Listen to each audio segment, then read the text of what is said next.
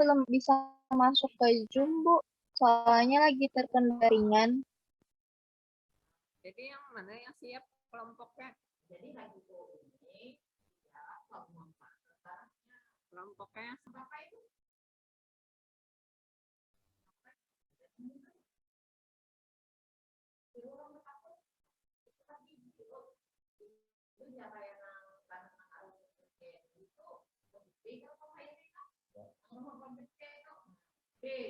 Ya, PPT-nya biar kita mulai diskusinya.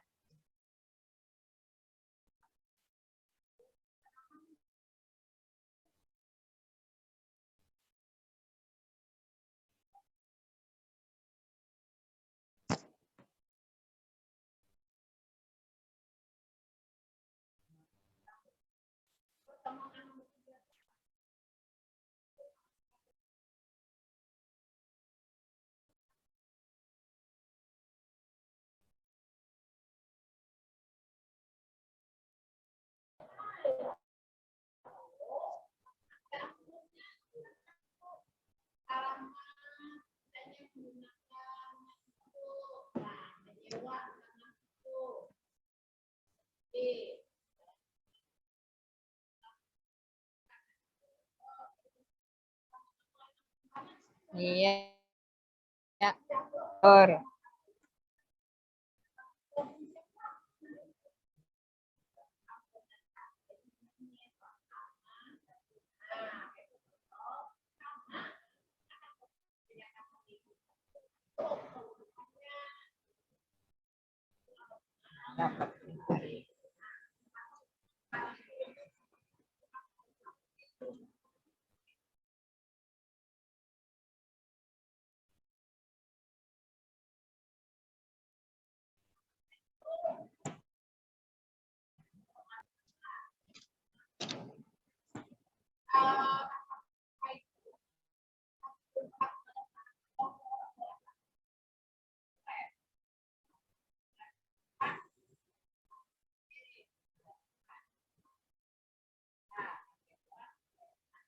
Assalamualaikum warahmatullahi wabarakatuh.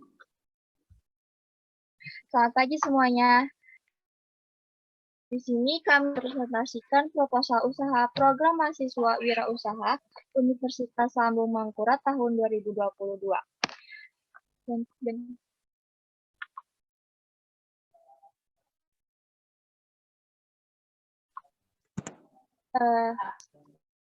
Jadi nama usaha kami adalah Kedai Teras yang menjual beberapa jenis makanan dan minuman.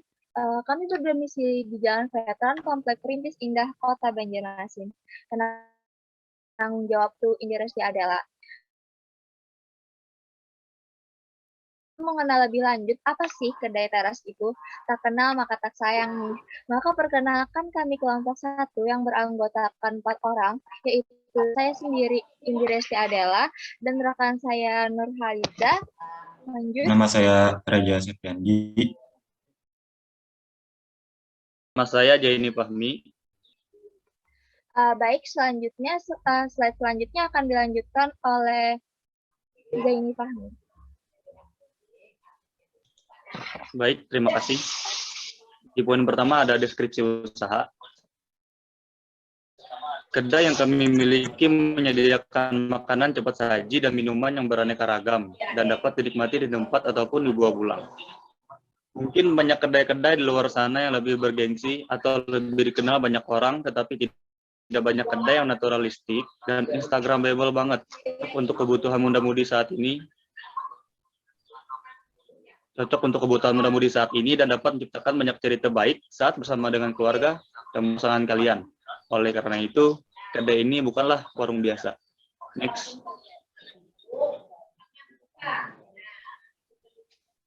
Next ya. Di sini bisa kita lihat menu andalan dan Kedai Teras. Ada menu di tengah dan sebelah kanan itu adalah instruksi dari Kedai Teras sendiri. Next.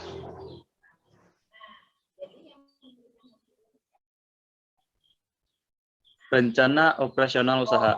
1. Proses produksi. Cara memproduksi makanan dan minuman yang Kedai Teras tentu yang ada, Dan pada saat membuat serta menyajikannya, pastilah dalam keadaan bersih dan rapi, sehingga membuat pelanggan yang datang terasa tentram.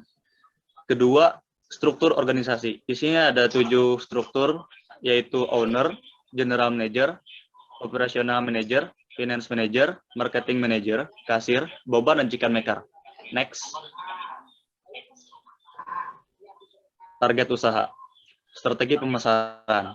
Di sini ada 5 poin. Yang pertama, media internet.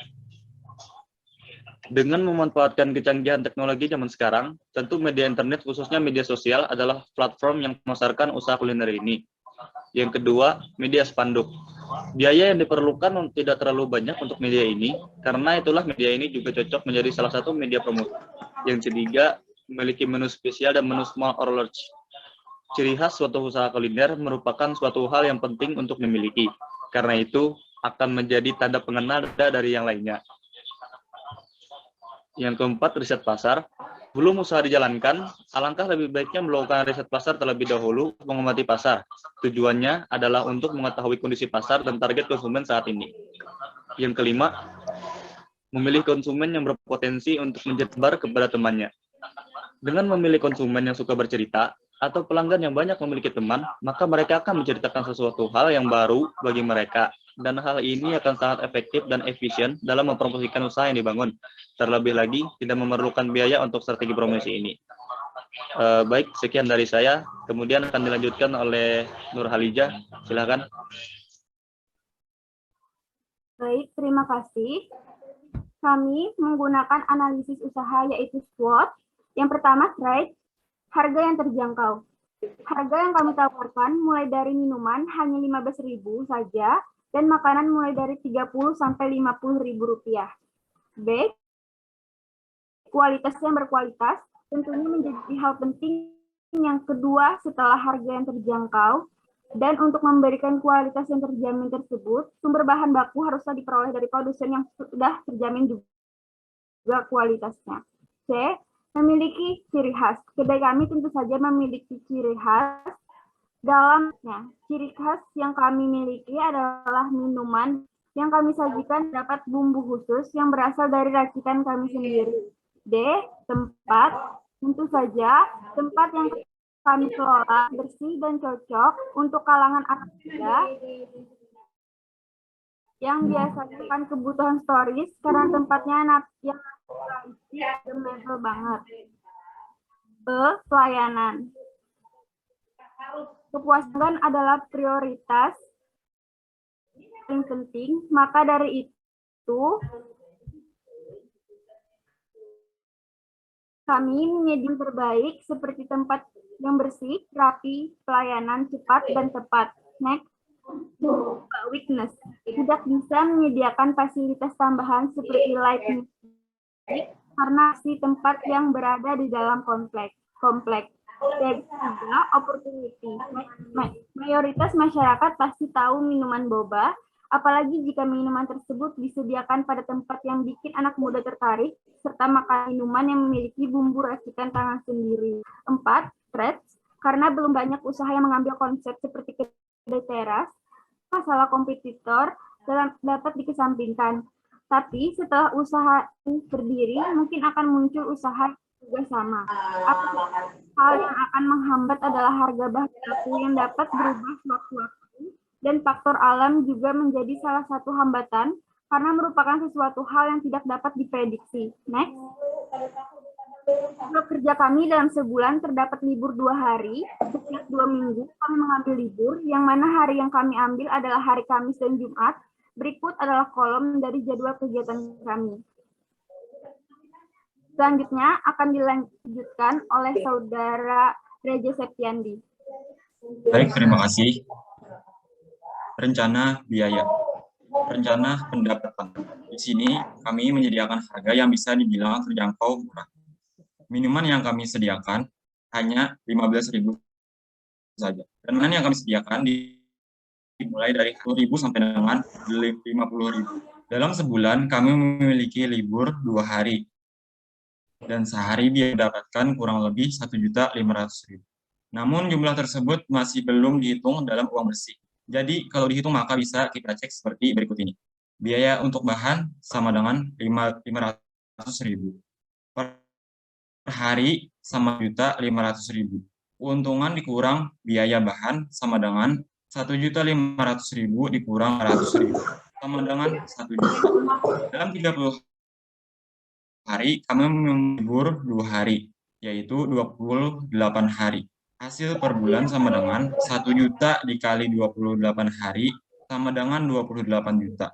Jadi hasil penjualan kami dalam sebulan senilai 28 juta. Prediksi pengembangan usaha. Seperti yang dijelaskan oleh rekan saya tadi, hal yang akan menghambat adalah harga bahan baku yang dapat berubah sewaktu-waktu. Selanjutnya saya serahkan ke Indi.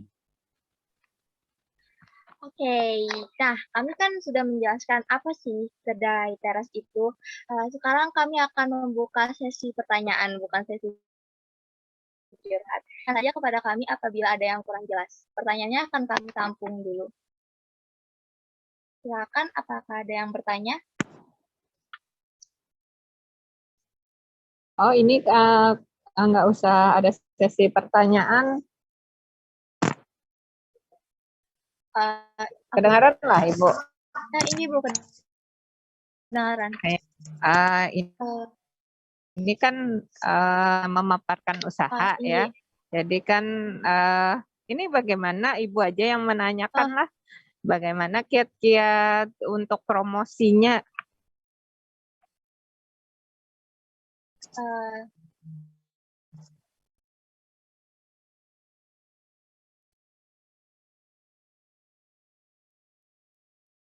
Izin jawab ya Bu. Dalam promosi kami lebih aktif di sosial media karena target kami sebenarnya itu lebih ke anak muda Bu. Dan anak muda kan lebih buka sosial media. Terus kami juga kayak lewat promosi dari teman-teman. Jadi dari teman ke teman gitu loh Bu. Nah, selama ini sudah jalan usahanya ini berapa bulan? Udah hampir 4 bulan. Nah, dalam waktu 4 bulan itu modal awalnya berapa? Kami kurang lebih 50 juta itu dari alat-alat bahan makanan, terus tempat, terus sama kayak stand makanannya, terus kayak alat-alat makan seperti iris, gelas-gelas kayak itu kan kami juga kayak banyak yang kayak estetik seperti itu. Jadi kami lebih banyak barang-barang yang lucu-lucu gitu Bu. Jadi lebih Terus banyak tempat usaha itu menyewa atau punya sendiri? Itu kami kebetulan kami mempunyai rumah yang luas, maka dari itu kami kafenya ada di dalam komplek Bu. Di mana itu lokasinya tuh? Jalan Veteran, Komplek Perintis Indah. Oh, di Jalan Veteran lah. Jadi tidak menyewa lah tempatnya, jadi tidak termasuk dalam biaya lah sewa tempat. Tidak Bu, mungkin cuman kayak biaya saja. Listrik, biaya sama air ya lah. Sebagai total cost ya, terus biaya produksi ya kan. Ya bisa dikatakan juga ya bukan omset ya, apa total produksi lah, total produksi yang ada. Saya dengar tadi cuma Jumat Sabtu Minggu kah bukanya? Bukanya dari Senin sampai setiap hari Bu, cuman dalam 1 bulan kami ada hari memang hari libur Bu, hari Kamis sama Jumat. Oh, hari untuk yang khusus weekend maksudnya kayak itu kah? Jadi kayak emang kami kan per jadwal ditanya Bu. Jadi tapi emang setiap anak kami kayak semua orang tuh libur Bu.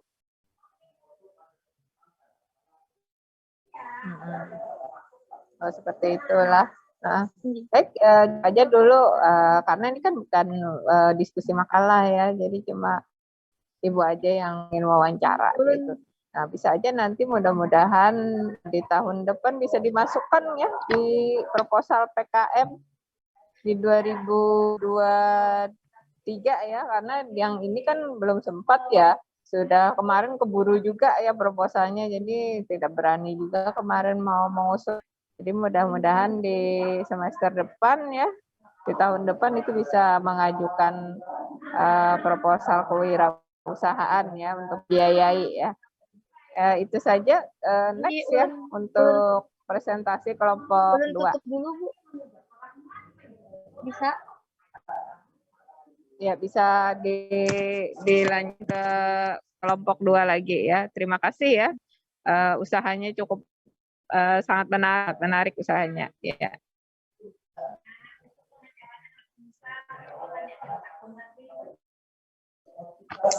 Silakan untuk next lanjut untuk diskusi kelompok 2 lagi ya, presentasi kelompok 2.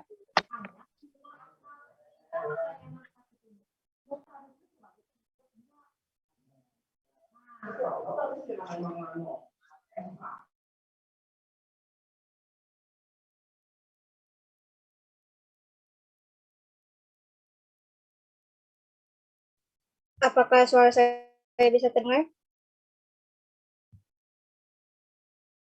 Baik, saya mulai. Ya, kedengaran dah. Jelas. Assalamualaikum warahmatullahi wabarakatuh. Selamat pagi dan salam sejahtera untuk kita semua.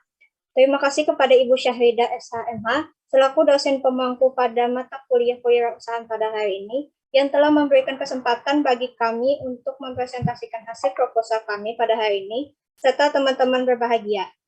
Kali ini kami akan mengangkat judul proposal yaitu dessert box.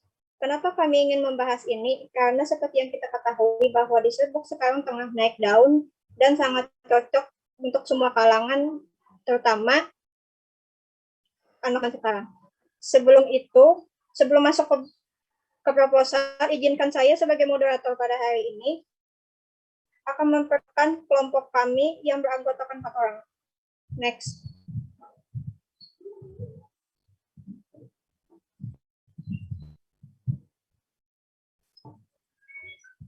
Yaitu ada saya, Anissa Eka Julianti, yang kedua ada Muhammad Zakwan Nova, yang ketiga ada Muhammad Pari, yang keempat ada Nurla. Next.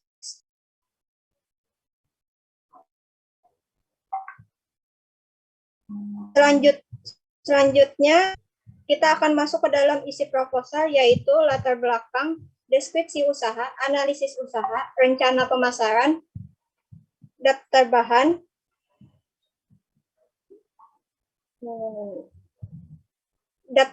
baku, harga, anggaran biaya produksi, pertanyaan. Baik, latar belakang akan disampaikan oleh Anissa Eka Julianti. Latar belakang, proses produksi dessert box banyak di masyarakat Indonesia, khususnya kalangan muda.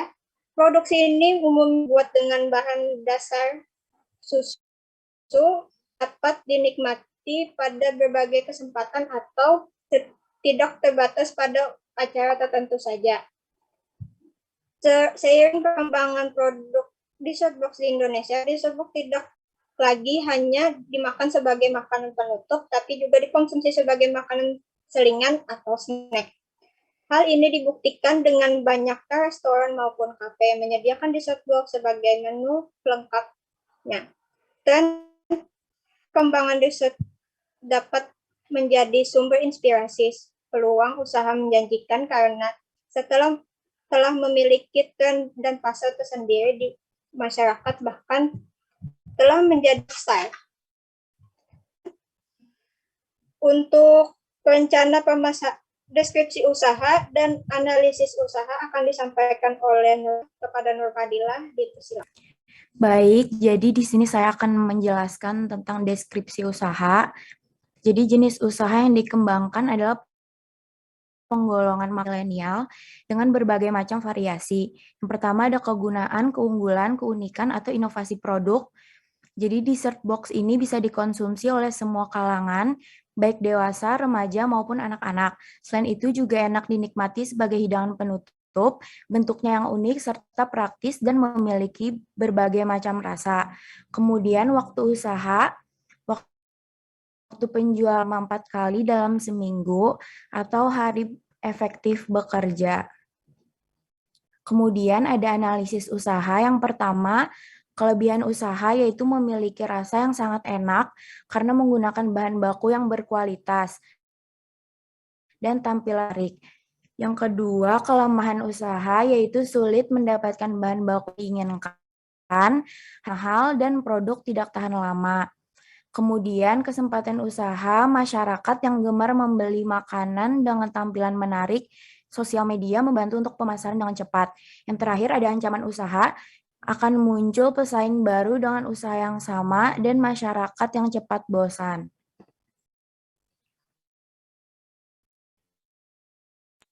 Terima kasih kepada Nur Fadila dalam mempresentasikannya. Kemudian rencana plan akan disampaikan oleh Muhammad Jakwan Noval. Kepada Jakwan Noval, dipersilakan. Baik, untuk rencana pemasaran, yang pertama kami ada target konsumen. Target konsumen kami untuk semua kalangan, termasuk anak-anak, karena tidak mengandung bahan-bahan berbahaya seperti pengawet makanan dan lain-lain. Yang kedua ada wilayah pemasaran. Untuk saat ini, wilayah pemasaran dilakukan di Banjarmasin dan sekitarnya.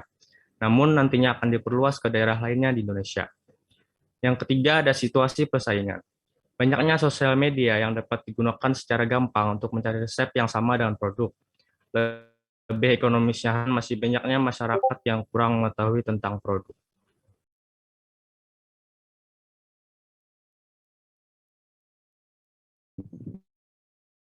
Oke, next. Ini adalah daftar bahan bakunya, bisa dilihat di sini. Next. Next. Baik, terima kasih. Selanjutnya saya tentang harga produk dan anggaran biaya produksi. Pada harga produk kami membagi menjadi 2 varian, yaitu varian box kecil dan box besar. Box kecil kami memberi harga dengan harga Rp35.000 dan pasar kami memberinya harga dengan harga Rp50.000. Adapun anggaran biaya produksi yaitu biaya bahan baku produksi untuk 1 buah dessert box per bulannya yaitu mencapai Rp269.000. Adapun yang lainnya seperti gas, listrik, jasa, dan kemasan yaitu Rp20.000. Jadi total biaya produksinya menjadi Rp289.000. Sekian, terima kasih, saya akan ke moderator. Sekian untuk presentasi kami pada hari ini. Salah hilap mohon maaf. Wassalamualaikum warahmatullahi wabarakatuh. Ya, menarik sekali ya. Nah, di set box ini, tapi ini menjualnya secara online kah atau ada gerai tersendiri kah? Untuk penjualan Bu, ini online Bu. Online ya. Ibu. Ini sudah mulai usahanya atau ada hanya wacana nih? Masih wacana Bu.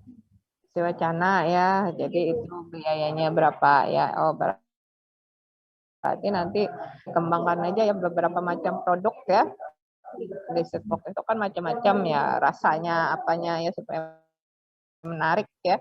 Nah, ini nanti bisa diajukan di proposal akan datang, mudah-mudahan bisa inilah bisa diajukan proposal ya, di tahun depan. Nah, silakan ya, sudah cukup aja dulu, lanjut ke kelompok 3. Ibu. Ya.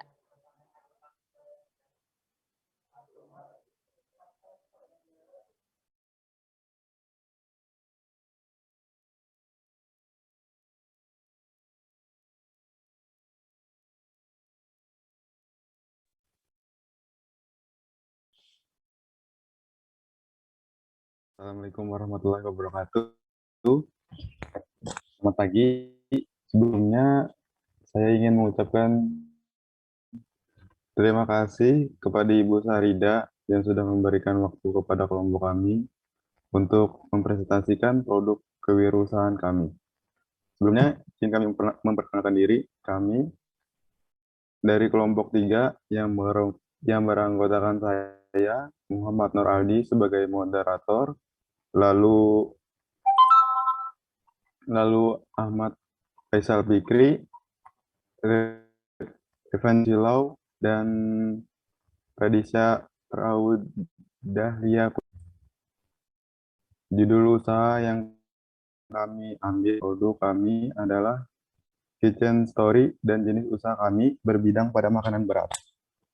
Alamat usaha kami ada di Jalan Perdagangan di depan Komplek Perdagangan Permai, Banjarmasin Utara, Kota Banjarmasin. Kitchen Story menjual macam-macam rice box dengan bahan baku utamanya nasi dan ayam yang dicampur dengan saus dan sambal olahan. Agar produk kami dapat dinikmati konsumen, maka kami akan berusaha melakukan proses yang baik dari bahan baku yang akan kita pakai sampai proses pengemasan yang baik. Kami juga menggunakan bahan baku yang memang mempunyai baik. Kitchen Story sendiri terdapat berbagai macam varian seperti ayam bakar mentah, ayam dedeng periuk, dan butter garlic chicken. Semuanya